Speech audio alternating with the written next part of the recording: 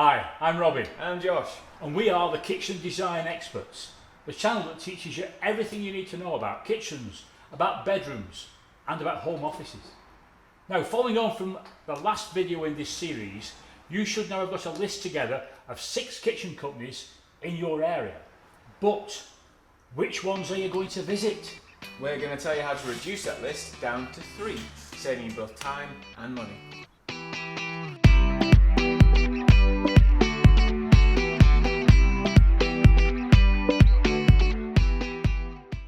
So in that last video, we asked you to contact all the showrooms in your local area and ask them a list of questions. Now, if you happen to have missed that video, here's a link for you. And so you don't miss any future videos, do remember to subscribe and hit the little bell icon so you're notified each and every time a video does come out. And remember, we are here to help. If you have any questions about design, write them in the comments box below and we will get back to you. Okay, here's a copy of that list we gave you last time. We're now going to show you how, based on the information that you now have, you can reduce the list of candidates down to 3 showrooms for you to visit. The advice we're giving will relate to your own individual circumstances and we'll try to find the companies that best match your unique requirements and budget. So, let's start with question 1. Question 1 was, do you have a showroom? Now this one's dead simple. Basically, if they do not have a showroom, no matter how much you want to spend, no matter what sort of kitchen you're looking for, cross them off your list. Big fat red line. Do it. Now, You have to be able to see the quality of what you're buying. Cupboards, doors, worktops laid out for you in a showroom. Even if it's just one display, that helps you understand what you're buying. Just showing you a couple of sample doors simply won't cut the mustard. no matter how much you're going to spend, you deserve better than this. Okay, so on to question 2.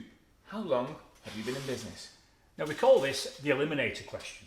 If you still happen to have 4 or 5 companies on your list and you don't know which ones to cross off, use this question to help you. The 3 companies that you want to keep on your list are the ones that have been in business the longest. Now, the reason for this is because marketing and advertising is great for getting a business off the ground, but for it to thrive, it needs to have recommendations from past clients. I started my business 46 years ago and I've seen many of my rivals come and go in that time. Basically, you need recommendations to survive in business. At the moment, 90% of the work that we get through the door comes from recommendations. Without those, we'd be lost. And if that company's been in business for 10 years plus in the same area, you know that's because it's been recommended for the work it's been doing. We're not saying that startups won't do a good job for you. They can, they may do, but you don't often get a chance to buy a fitted kitchen. Why take a risk? This should be a fantastic experience for you, so stack the odds in your favour. Cross out the newbies. Sorry, newbies. Okay, we're up to question 3 and we're really rattling through them now. Question 3. What make of kitchen do you supply?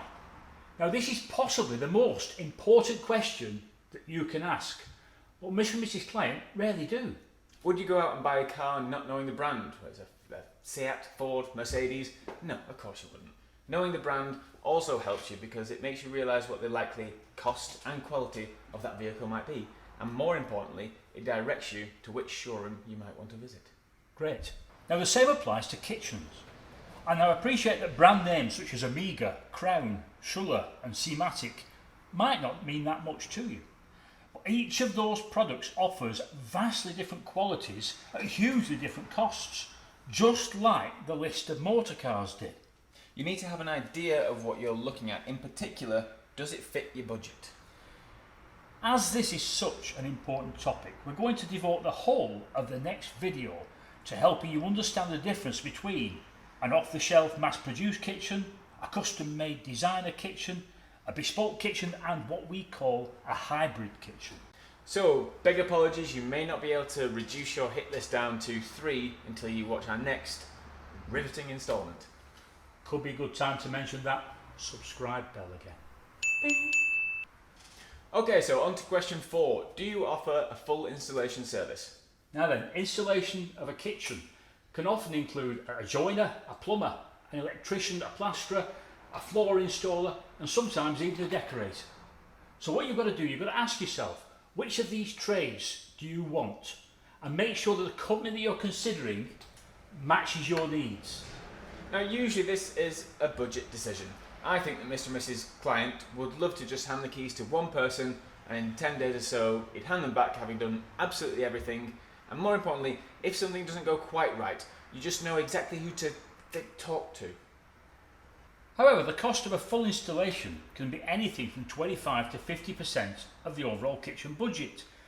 So if you've got an Uncle Bob who can plaster or an Auntie Mabel that can plumb, you might just want to use them. So, cross off any company that doesn't offer and take responsibility for an installation service that you want. Now, the installation of your kitchen is an absolutely massive topic, and it's something that you really do need to understand properly. So we will be doing a full video just on installation later on in this series, and we'll also be advising you the likely costs to expect from each individual trade. We're up to question 5. Can I buy my own appliances? Now, this is a question that many kitchen specialists will disagree upon. Some say yes, some say no. I consider it's like buying a bottle of wine in a restaurant that's going to cost you £25, when you know that that same bottle of wine is on the shelf at Sainsbury's for £8. But the restaurant bottle will come wrapped in a bubble of contentment and served with top level service. You could even send it back if you didn't like the taste. And appliances are much the same. If you buy the appliance, you take responsibility for the appliance. Whether that's because it's damaged or because it's arrived late, it's you that has to sort it out. And if there is an issue, you're going to have to pay the electrician to come out and fix it. However, we understand that costs do matter. And the question is it worth to pay a little bit more for peace of mind? Now, I think it is, but it just does depend on how much a little bit more actually is. For this reason, if your company doesn't offer an itemised list of the appliances that you're having, or offer you the service of just buying your own appliances, in my opinion, if they won't let you buy your own appliances, cross them off the list.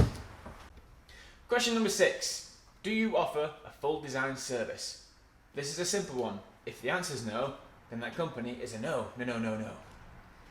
Red pen time. Cross them off the list. Question 7. How much does your average kitchen cost? Now, I can see hundreds of kitchen specialists running for the hills at the thought of answering this question. But this channel's for your benefit, not theirs. Now, the common answer you'll hear is, how long is a piece of string? I'm sorry, that won't do. You asked what their average price was, and they will know exactly what that is. They simply divide their turnover by the number of kitchens that they have fit, and voila, an average price.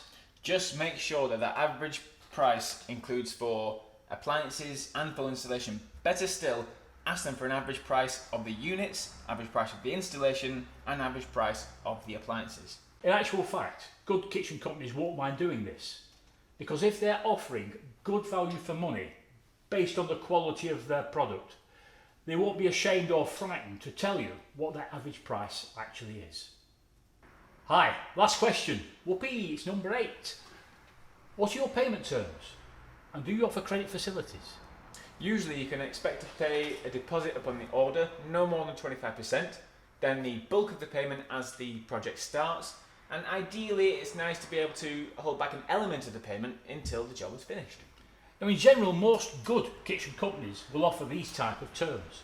But as a word of warning, if any kitchen company tries to ask you for more than 25% deposit, it's red pen time. As far as credit facilities are concerned, this does depend on your current situation. If it's important to you that you can spread the cost over a certain amount of time, then only go for a company that can facilitate this. Now, obviously, you're going to have to wait until the next video comes out before you can whittle your list down to the 3 kitchen studios that you're actually going to visit. But I assure you the wait will be worth it. We're going to be giving you a far better understanding of the different qualities of various kitchens and how much you're likely to have to pay for them. And remember, if you have any kitchen related queries, do put them in the comments box below. We will get back to you. Promise. Okay, that's it. It's goodbye from him. It's goodbye from us. Bye-bye. Can I buy my own appliances? I didn't say that very well, did I?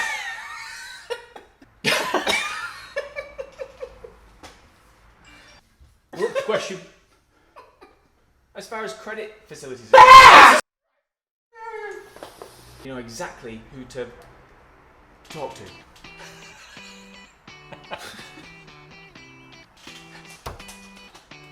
Cool.